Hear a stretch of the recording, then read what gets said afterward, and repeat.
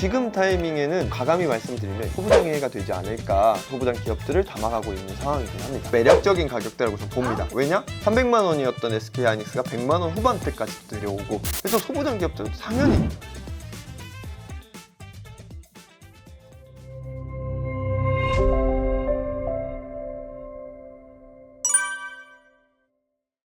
네, 안녕하세요. 오늘은 꾸테크님과 함께 트렌드 투자법을 배우러 온 율PD입니다. 저희 구독자인 주꾸미분들 지금 시청 잘 하고 계신지 좀 궁금하기는 한데요. 잘 보고 계시다면 댓글 꼭 좀 남겨주시고 저 쭈꾸미다 이렇게 댓글 남겨주시면 너무 좋을 것 같습니다. 네, 꾸테크님, 오늘은 지난 시간에 앞서서 저희가 이제 소부장 얘기도 하면 좋겠다 하면서 준비를 좀 했는데 그럼 본격적으로 좀 시작을 해볼까요? 좋아요. 코스피 같은 경우 사실은 6천까지 막 떨어졌다가 또 지수가 올랐더라고요. 시장 왜 이런 건가요, 하루 만에?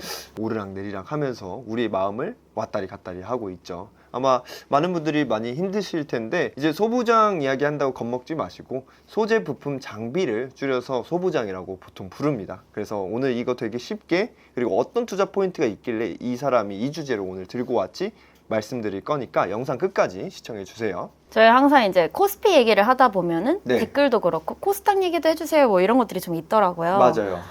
코스닥이 한참 움직임이 없다가 최근에 조금은 올랐던 것 같은데 어떤가요, 시장이? 원래 코스닥 전체 시장으로 보면 이제 왜 인기가 없었고 불안한 시장이냐, 바이오 시총이 되게 높아요. 그리고 예전에 핫했던 2차전지 관련된 기업들이 급등했다가 급락하는 거를 일반 투자자분들이 많이 겪다 보니까 코스닥은 그냥 무서운 시장, 내가 보면 안 되는 시장, 이렇게 많이 바라보시는 경우가 많은데, 이걸 이제 현 정부도 알고 있어요. 그래서 코스닥 부흥 정책으로 조금 불순물이 있는 기업들은 좀 걸러내고 상장도 어렵게 만들고, 또 그런 기업들 좀 상장 폐지도 시키고, 이렇게 해서 좀 알짜 기업들 밀어주려는 전략을 좀 취하고 있거든요. 그래서 저도 요즘 들어 좀 봤을 때, 이제 우리 국내 코스피가 왜 많이 올랐었죠, 율피디님 공부했을 때? 이제 삼성전자랑 SK하이닉스가 양대 산맥으로 많이 끌어올렸다. 네, 맞아요. 반도체 사이클이었다. 잘 보셨나 보네요. 그래서 두 기업이 시가총액이 크다 보니까 지수 주가를 많이 올렸는데, 이제 제가 코스닥에 그럼 어떤 기업들을 바라봐야 하냐, 이 두 기업과 일을 같이 하는 기업들 보시면 됩니다. 그냥 바이오나 2차전지 이런 거 안 보셔도 되고요. 지금 타이밍에서는 내가 코스닥에서도 안정적으로 하고 싶고 이 사람의 포인트로 나도 좀 투자를 하고 싶다 한다면 그 SK하이닉스랑 삼성전자랑 일을 하는 기업들을 고르는 거죠. 네, 그런 설명들을 오늘 드리려고 합니다.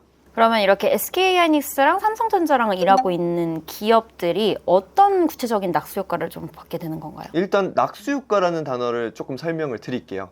컵이 여러 개를 층층이 쌓여 있습니다. 맨 위에서 물을 뿌리면 밑에 컵들에 대한 물이 다 가득 차겠죠. 그런 효과입니다. 맨 위는 물을 뿌려주는 게 누구냐면 대기업입니다. 지금 삼성전자와 SK하이닉스가 이 AI 산업이 발달하면서 돈을 벌었나요, 잃었나요? 벌었죠. 벌었죠. 우리 뭐 금광캐는 곡괭이 해가지고 돈을 벌었다 하는데, 이들은 그럼 돈을 벌면 어디에 쓰게 될까요? 자기들 산업이나 생산을 더 효율화할 수 있는 곳에 쓰겠죠. 그게 바로 소재, 부품, 장비 회사들입니다. 그 중에서 알짜 기업들, 부채율이 좀 적은 기업들을 선정하시면 우리가 투자로도 충분히 매력적인 가격대라고 전 생각이 듭니다. 그럼 이렇게 막 소재, 부품, 장비 이렇게 소부장 섹터라고 했을 때 이 세 가지 중에 순서도 뭔가 있을 것 같아요. 어디가 먼저 조금 더 수혜를 받게 되나요? 일단 수혜라기보다는 섹터가 상승을 했을 때 코스닥 소부장 기업들이 뭐 뜬다 뉴스가 도배될 때가 있을 거잖아요. 그럼 그때는 이미 엄청 많이 주가가 오르기 시작합니다. 이미 샜다. 네, 올라갈 초입일 수도 있겠고요. 그럴 때는 뭐가 먼저 튀냐? 장비 기업들이 먼저 튑니다. 제일 보기 쉽고 눈에 보이거든요. 그리고 매출도 직접 찍히고 고객사도 어딘지 딱 나오거든요. 그리고 장비 기업들이 물론 많지만 독점적으로 공급하는 기업들이 딱 정해져 있어요. 좀 물량을 많이 공급하는. 그래서 그런 기업들이 먼저 튀고요. 그 다음에는 소재 기업들. 소재는 뭐냐면 이제 반도체 공정에서 전공정과 후공정으로 나뉘어요. 쉽게는 그냥 공정이 두 개로 나뉜다. 후공정은 뭐냐? 이제 완성된 어느 정도 생산품에서 테스팅부터 하는 걸 후공정이라고 해요. 테스트는 뭐 진짜 여러분들이, 제가 테스트 시험연구원이어서 잘 설명을 드릴 수 있는데, 그냥 어려운 게 아니라 우리 전자레인지 돌리죠, 여러분. 그냥 이러한 뭐 반도체 공정 생산품이 있다면 어떤 시험도 있냐면, 이거를 태양광 온도가 뜨겁잖아요. 근데 그 안에서도 살아남아야 되잖아요. 그런 데에다가 넣어요. 과열로 뭐 125도나 자동차 부품 같은 경우는. 그 다음에 얘를 뭐 8시간 돌렸을 때 얘가 딱 나왔을 때 제 기능을 하는지 이것도 테스팅이에요. 과열되지 네. 괜찮은지. 네, 그 시험부터가 후공정이라고 보시면 되고 그 나머지 생산하는 부분은 다 전공정이라고 보면 됩니다. 공정의 절차는 어렵고 너무 학문적인 내용이기 때문에 굳이 설명은 드리지 않을게요. 그래서 이런 기업들로 나뉘니까 여러분들이 이 정도는 알고 계셔야 반도체 투자자자 할 수 있습니다. 그렇게 대표적으로 이제 반도체 소부장이라고 하는 기업들이 사실은 저는 조금 생소한데 네. 어떤 기업들이 좀 있나요? 일단 제가 선택한 기업들보다 외국인 전문 투자자들이 6월과 7월 초까지 최근에. 네, 가장 많이 담은 코스닥 기업들 위주로 말씀을 드릴게요. 그럼 좀 신뢰도가 훨씬 더 높겠죠. 네, 일단 리노공업이라는 회사가 있어요. 리노공업도 코스닥 기업이고 어느 정도 규모를 샀냐면 2,340억 원 규모를 담았어요. 아, 외국인만요? 네, 이때 코스닥 엄청 내려갔거든요. 리노공업도 내려갔습니다. 줍줍했네요, 외국인. 줍줍한 거죠. 왜 줍줍을 했겠어요? 미래 이익이나 어느 정도 투자 가치가 있으니까 그러겠죠. 리노공업은 어떤 회사냐면 반도체 테스트 부품 제조업체인데요. 어느 정도 초정밀 공정을 하는데 테스팅 장비가 필요해요. 거기에 들어가는 칩을 만든다고 보시면 됩니다. 테스팅 칩을 만드는 회사고, 그리고 이오테크닉스라는 회사도 있는데 여기도 2,170억 원 규모를 한 달 동안 매수를 했어요. 엄청 많이 샀죠. 여기는 이제 반도체 이제 공정에서 레이저 장비 전문 제조 업체라고 하고요. 그 다음에 ISC라는 회사도 있습니다. 여기도 거의 2천억 원 규모를 매수를 했는데 여기는 반도체 검사 장비에 들어가는 핵심 부품인 테스트 소켓을 제조하는 업체예요. 그래서 이런 식으로 각각의 기업들이 만드는 게 다 다르죠. 근데 이 외국인 투자자들도 그 큰 자금을 들고 이렇게 나눠서 지금 주식을 담고 있는 상황입니다. 그럼 우리는 우리 투자를 잘 못하는 친구들을 따라가야 될까요? 투자를 잘하는 전문 투자자들을 따라가야 될까요? 근데 이제 소부장 같은 경우 이런 코스닥 기업들은 변동성이 너무 세다. 맞아요. 초보자들은 조심해야 된다. 막 이런 얘기들이 있던데 네. 저는 살짝 그래서 겁이 나기도 하거든요. 이런 네. 기업들을 이제 네. 들었을 때 외국인 매수자분들을 따라가도 되는 게 맞나 네. 싶어요. 어떻게 해야 돼요? 일단 여러분들이 가장 안 하시는데 앞으로는 할 거, 저랑 약속할 거를 좀 쉽게 설명을 드릴게요. 소부장 기업들이 일단 뭐 SNS든 유튜브든 이름을 듣게 될 겁니다. 오늘도 마찬가지였죠. 그럼 첫 번째로 그 회사의 홈페이지를 들어가 봐요. 그러면 홈페이지는 되게 깔끔하고 보여지게끔 어떤 제품을 파는지를 소개를 해놨습니다. 회사 자랑거리를 많이 소개를 해놨는데 그걸 첫 번째로 보고 아 이런 거 팔아? 물론 용어가 어려워도 그런 건 이제 GPT나 제미나이 쓰시고 적어두세요. 그 다음 두 번째로는 이 기업이 지금 돈을 벌어? 아니면 적자야? 이걸 보세요. 단순히 소부장, 반도체 섹터가 간다고 해서 이 이슈 때문에 같이 올라가는 NG 아니면 진짜 핵심적으로 끌고 가는 NG가 중요한 겁니다. 그래서 같은 소부장 기업을 사더라도 물릴 수가 있고요. 아니면은 우상향할 수가 있는 거라고 저는 생각이 듭니다. 그리고 세 번째는 너무 고점일 때 사지 마세요. 지금 고점인가요? 지금은 좀 매력적인 가격대라고 좀 봅니다. 아, 그래요? 네, 고점에서 어느 정도 눌림이 발생했어요. 왜냐? SK하이닉스랑 삼성전자가 신고가를 찍고 300만 원이었던 SK하이닉스가 100만 원 후반대까지도 내려오고 이런 상황이거든요.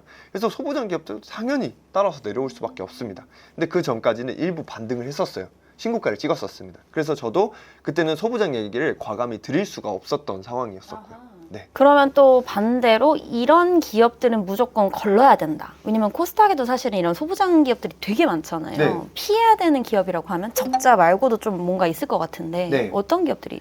일단 부채가 과다하게 많거나 이제 부채가 뭐 어느 정도가 과다한 게 많은 거예요. 뭐 1억, 2억 그런 건가요? 그게 아니라요. 비율이 중요한 겁니다.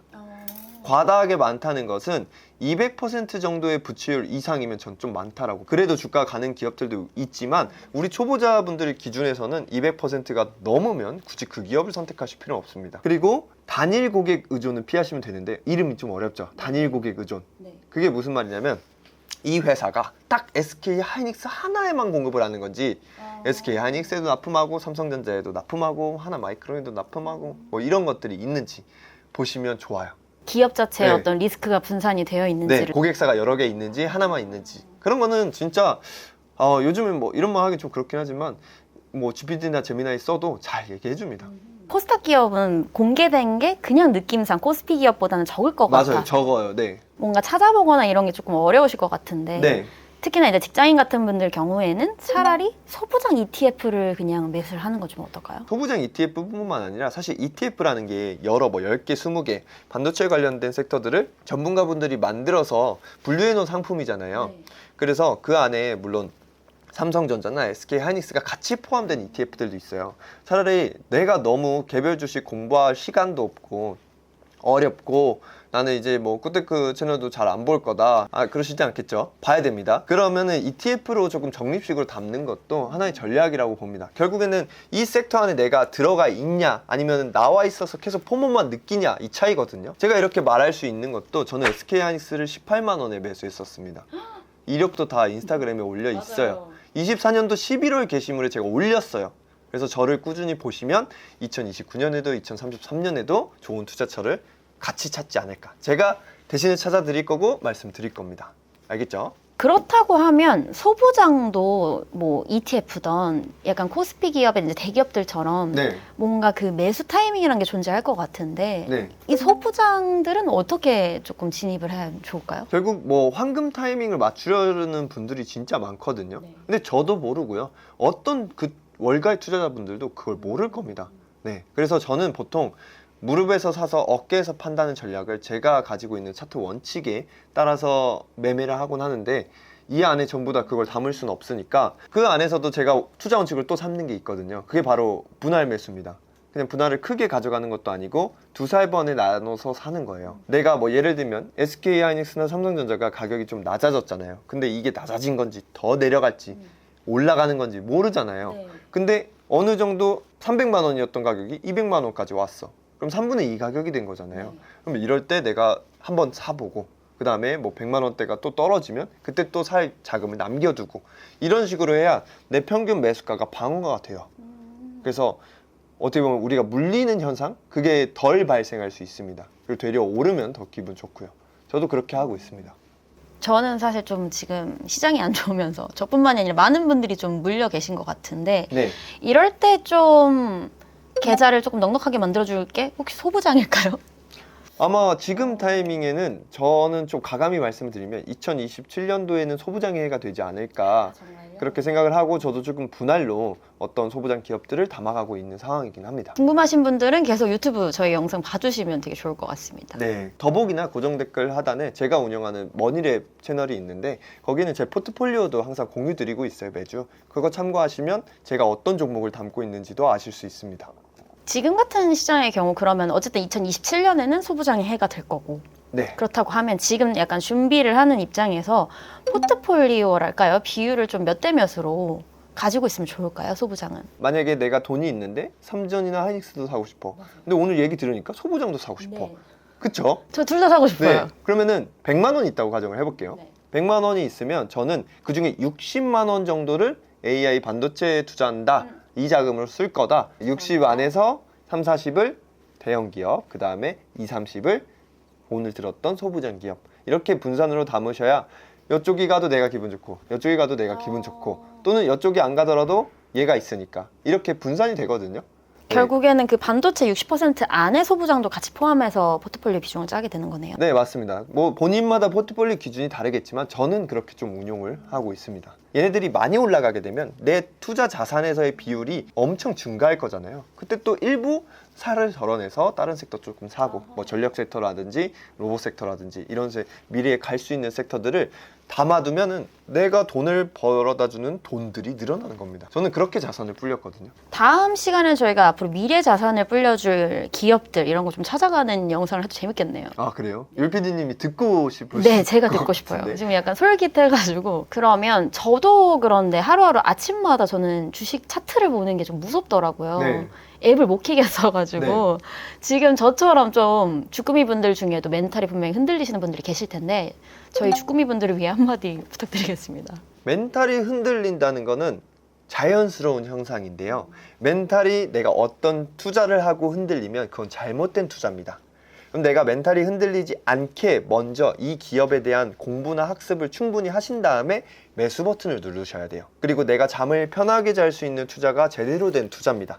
부동산이든 주식이건 코인이건 다 마찬가지예요. 매수 버튼을 먼저 누르지 말고 학습이나 공부를 먼저 하고 그 뒤에 누르자. 이거 꼭 기억하세요. 저도 제가 모르는 기업을, 예를 들면 오리온 기업을 제가 지금 들어간다면요, 저는 오리온 과자 뭐 있는지밖에 모릅니다. 실적 재무제표 아직 확인 안 한 상태예요. 그럼 저도 똑같이 불안하고 어지러울 거예요. 그래서 절대 여러분 이거랑 몰빵하는 거 아니에요. 요 두 가지만 꼭 기억하시고, 다른 거는 제가 다음 영상에서 또 알려드릴 테니까 굿테크 채널 계속 봐주시면 되겠습니다. 오늘은 AI 반도체 대형기업 SK하이닉스와 삼성전자의 낙수 효과로 인해서 소부장 기업들에 대해서 파헤쳐 봤는데요. 여러분들이 소부장 기업에 대해서 조금 이제 열린 마음으로 바라보셨을 거라고 생각이 됩니다. 이렇게 굿테크 채널은 앞으로 돈이 어디로 쏠리고 트렌드가 어디로 바뀔지 계속해서 분석해 나갈 테니까요. 구독, 좋아요 잊지 마시고 댓글도 남겨주시면 감사하겠습니다. 오늘도 시청해주신 주꾸미님들 너무 감사드리고요. 율PD님과 그리고 저 굿테크였습니다. 감사합니다. 감사합니다.